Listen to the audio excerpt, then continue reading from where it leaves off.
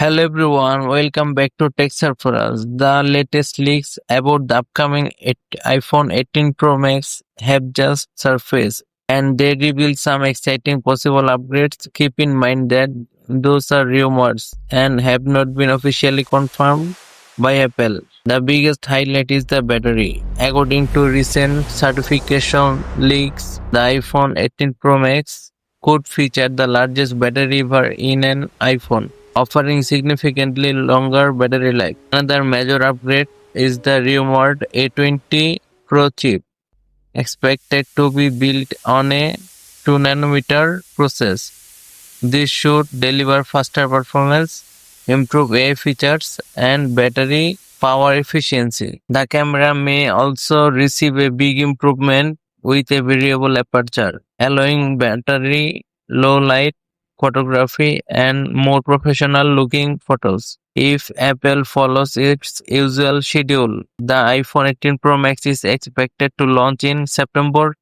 2026. That's all for today. So if you enjoyed this video, don't forget to hit the subscribe button and turn on notification for more tech news. So thanks for watching.